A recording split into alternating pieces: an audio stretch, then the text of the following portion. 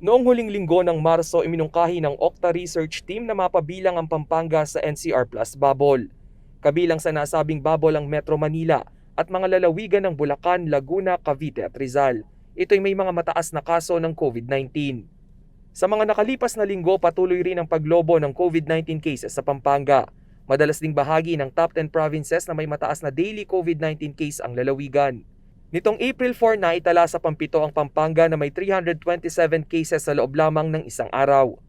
Sa emergency meeting ng Provincial IATF nitong March 31, sinabi ni Pampanga Governor Delta Pineda na nasa kamay ng national government ang desisyon kung isasama ba sa NCR Plus Bubble ang probinsya. Wala ko tayong i-discuss sa ganun. Up to the national kung sasali tayo hindi. Kasabay ng naganap na emergency meeting ay pagkakatalaga ng record high confirmed COVID-19 cases sa City of San Fernando na pumalo sa 53.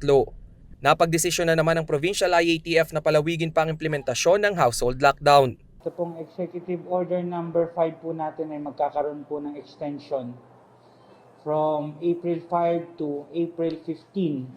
Ito pong March 16 to 30, pumalo po ang cases natin sa 1,500. Triple po sa mga nakaraan na mga cases natin. Upang maiwasan ang virus transmission, hindi muna pahihintulutan ang pagbisita sa bawat tahanan. Galing man ng labas ng probinsya o maging sa ibang bahay lang. Kaya nakikiusap po ako sa inyo na hindi mga taga Pampanga, huwag nyo muna hong bisitahin yung pamilya nyo rito. Iisin nyo na po. Sandali na lang ho itong vaccine na to. Kung no choice ho kayo, kailangan nyo umuwi. Make sure na may PCR test po kayo covering 72 hours.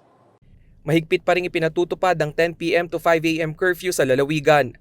Maging ang liquor ban o pag-inom, pagbebenta at pagbiyahe ng mga nakalalasing na inumin, ipinagbabawal pa rin.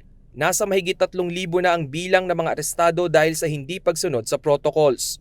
Pagtungtong ng Abril, umabot na rin sa 10,000 mark ang COVID-19 cases sa lalawigan. 1,762 sa bilang ay mga aktibong kaso.